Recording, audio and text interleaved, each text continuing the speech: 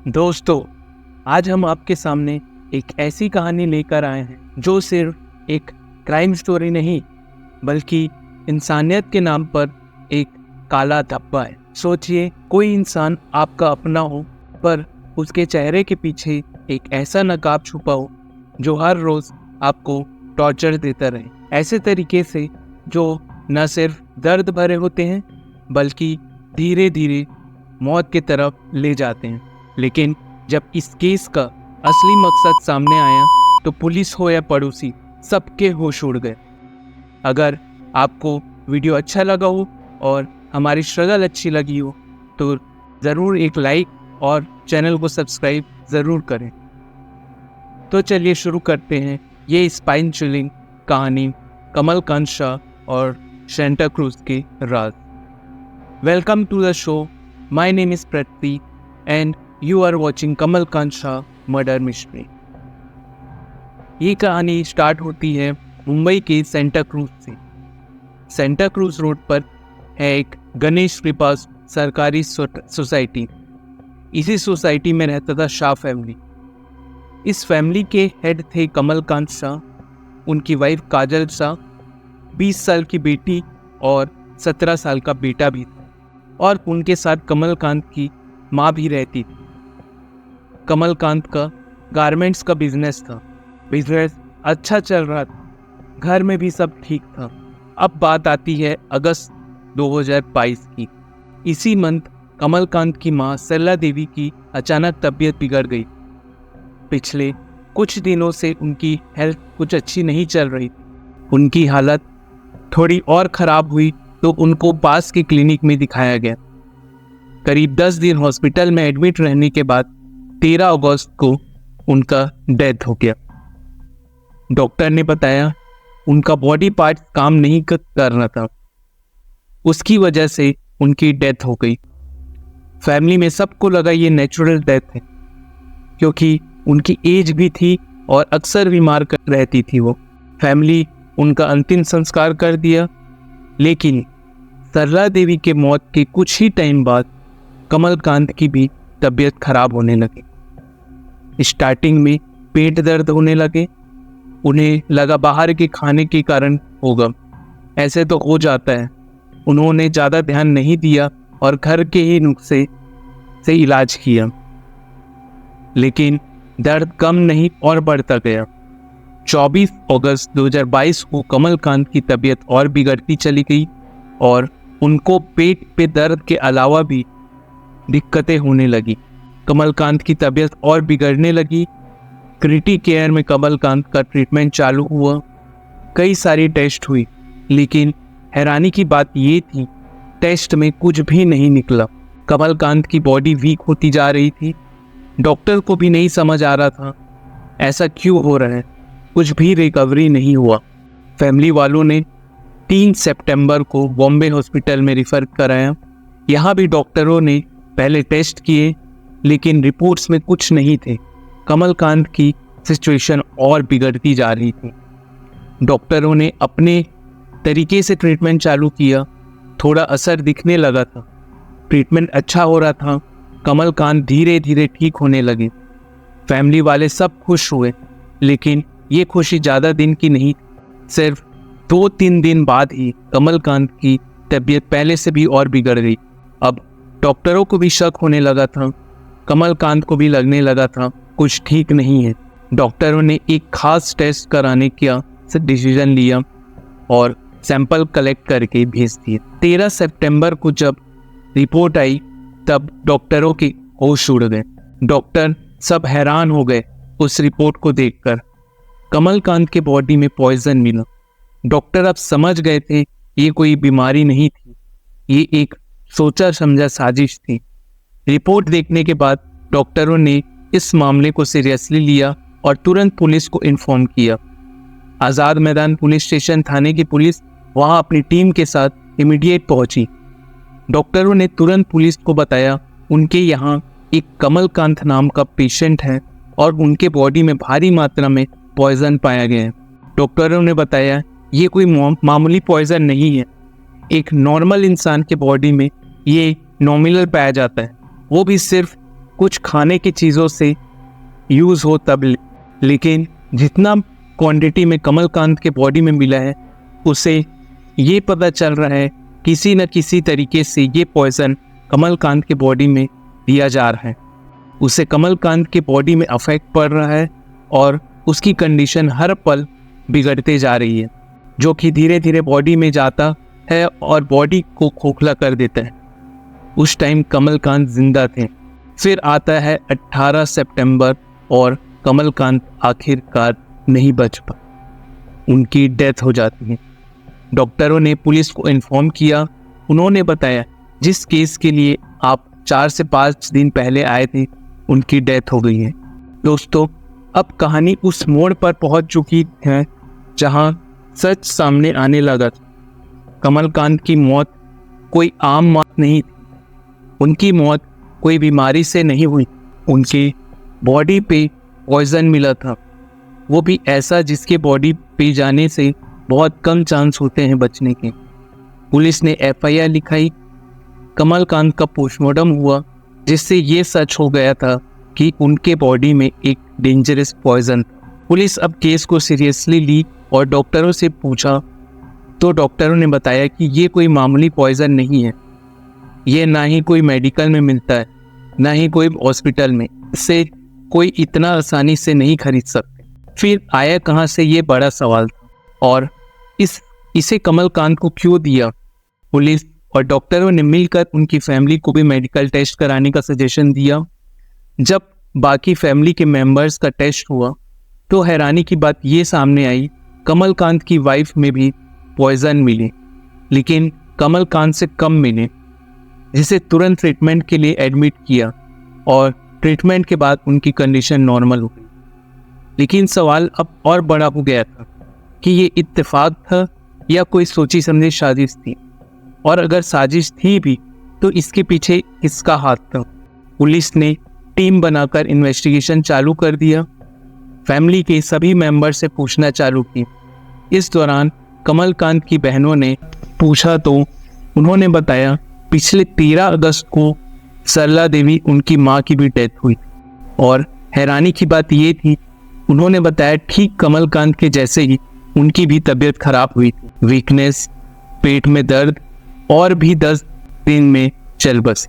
Police को अब शक होने लगा कि सरला देवी का भी कहीं मौत थोड़ी थी, ये बस बॉडी में जाकर धीरे धीरे पूरे बॉडी पार्ट्स को डैमेज करना स्टार्ट कर देता है। पुलिस की शक अब पक्का होने लगा था। दोनों को एक ही तरीके से मारा गया था। मामला अब और उलझते ही जा रहा था। इसलिए सेंटा क्रूज पुलिस ने इस केस को क्राइम ब्रांच को हैंडओवर कर दिया। क्राइम ब्रांच को जैसे ही केस मिला उन्होंने तुरंत इन्वेस्टिगेशन स्टार्ट किया। सबसे पहले उन्होंने सबकी मेडिकल रिपोर्ट और केस से रिलेटेड सभी डॉक्यूमेंट्स को अपने कब्जे में लिया।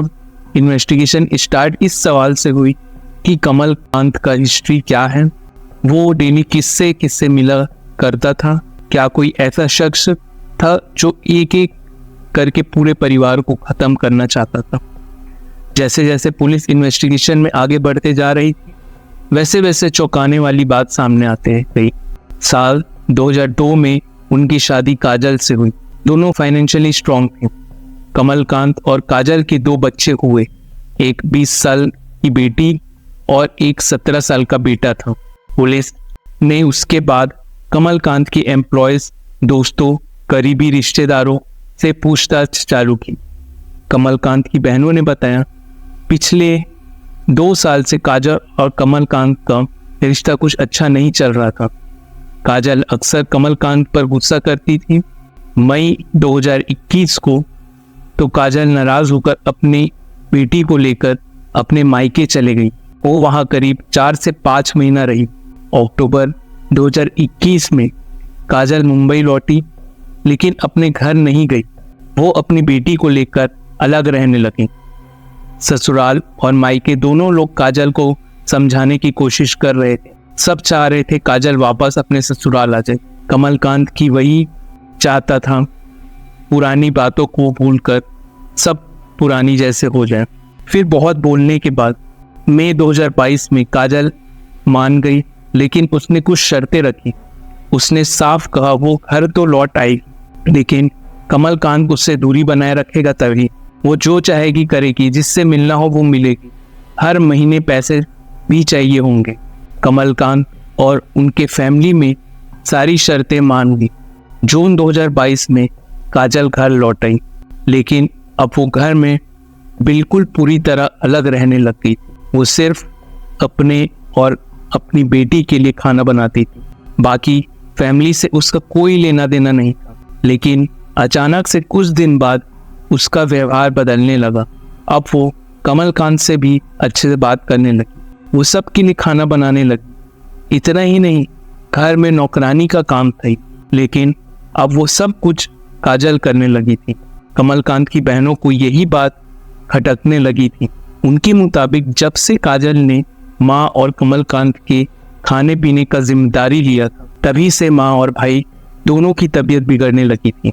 अब ये उनका वहम था या सच, ये तो इन्वेस्टिगेशन का पार्ट था।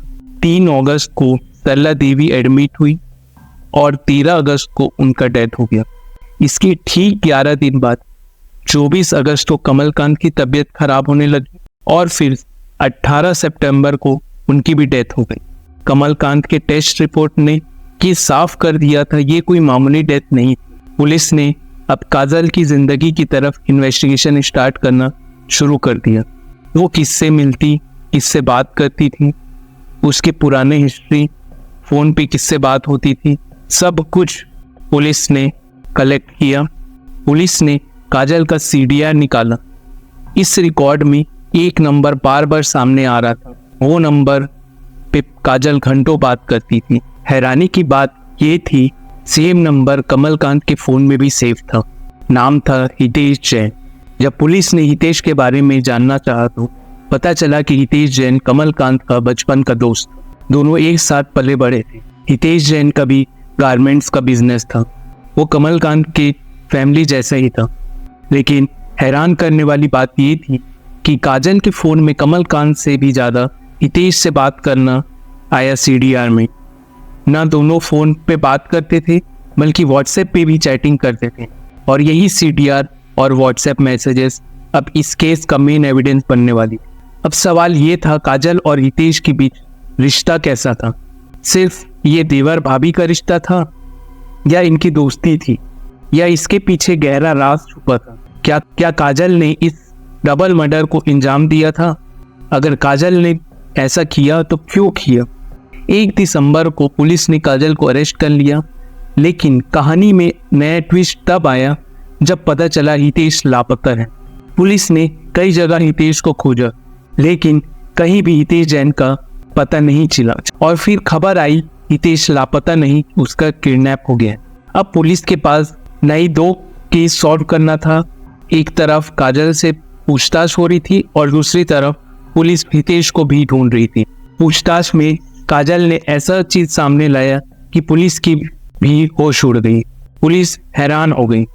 काजल ने बताया वो हितेश से प्यार करती थी। शादी के बाद उसके और कमल के बीच कुछ ज्यादा अच्छे नहीं चल रहे थे।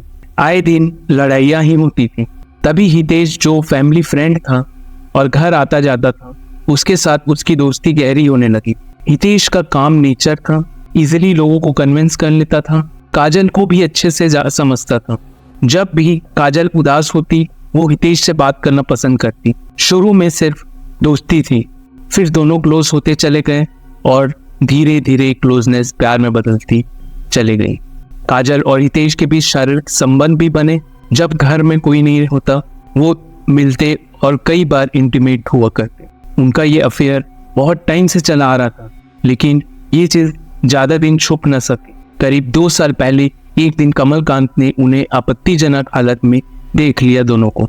बस यहीं से वो मोड़ आया जब कमलकांत और काजल के बीच सब बिगड़ने लगे। पहले से ही दोनों के बीच कुछ अच्छा नहीं चल रहा था और कमलकांत को अभी ये पता चल गया। इसके बाद कमलकांत पूरी तरह से टूट गया। ना वो इस चीज के बारे में किसी से बता पा रहा था, ना कुछ कर पा रहा था। उसके बाद काजल अपने मायके चले गई और यहीं से काजल ने इतना डेंजरस फैसला लिया जो आज इस हत्या का वजह बना। अब सवाल ये था, अगर काजल इस शादी से खुश नहीं थी तो डाइवोर्स ले लेती, और शायद कमलकांत एग्री भी हो जाता डाइवोर्स के लिए।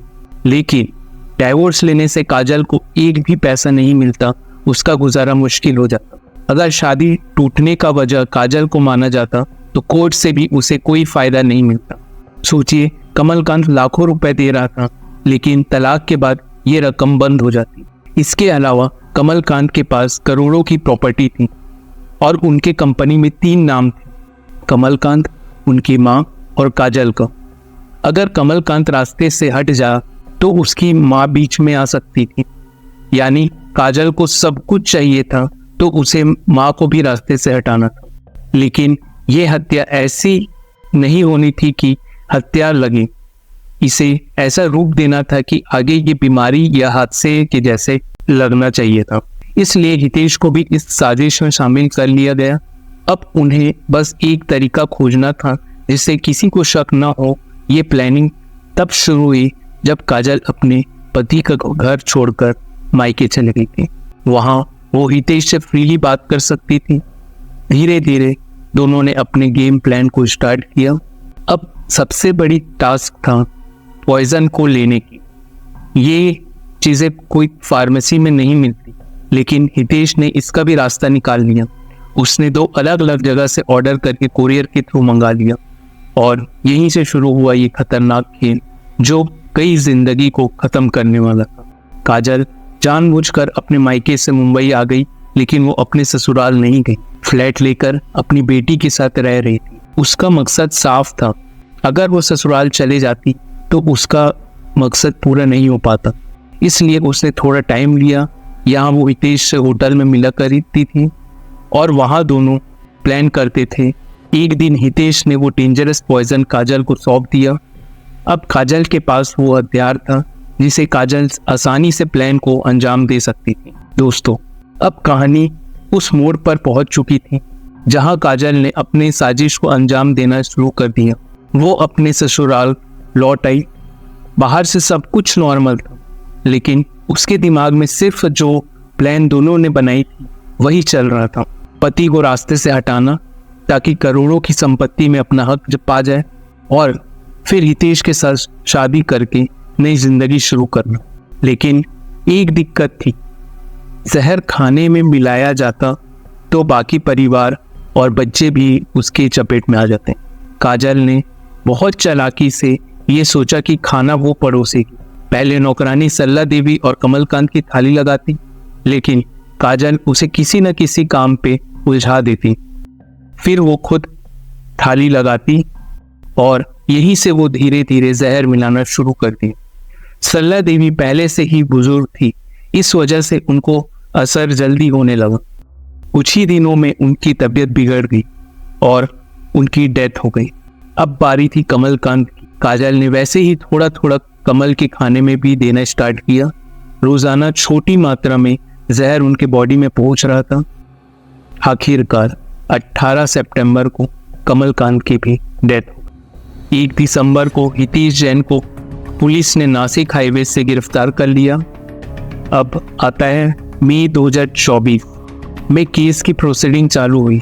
काजल ने बेल फाइल की, लेकिन जब कोर्ट में सब एविडेंस प्रूफ हुए, होटल की रिकॉर्डिंग, चैट रिकॉर्ड्स, बॉडी में पाए पॉइजन, कोर्ट ने ये कहकर बेल खारिज किया, जिस औरत ने रिश्ता को जहर से छीना हो उसे जमानत नहीं दी जा सकती। लेकिन काजल ने हार नहीं मानी। सितंबर 2024 में फिर सेशन कोर्ट में बेल फाइल की। पुलिस ने पूरी एविडेंस कोर्ट के सामने रखे, लेकिन इस केस में आई विटनेस कोई भी नहीं था। इसमें 75 विटनेसेस थे, लेकिन इसमें कोई भी विटनेस आई विटनेस नहीं था। कोर्ट में काजल ने कहा उसे फंसाया जा रहा है। उसने ये भी चैलेंज किया पुलिस को उसके पास से कोई भी पॉइजन नहीं मिला। उसने ऑब्जेक्शन किया, अगर उसने जहर मिलाया होता तो कोई ना कोई तो उसे देखता। फिर वो इमोशनल होके बोली, मैं एक माँ हूँ, नहीं पता मेरे बच्चे कैसे होंगे, वो खाना भी खा रहे होंगे कि नहीं, मुझे नहीं पता, वो स्कूल जा रहे होंगे कि नहीं, मुझे नहीं पता। काजल की यही स्टेटमेंट अलग मोड़ ले आई और प्रोसिक्यूशन कमज़ोर पड़ते दिखे और फिर 18 सितंबर को सेशन कोर्ट ने काजल को बेल आखिरी में दे ही दिया।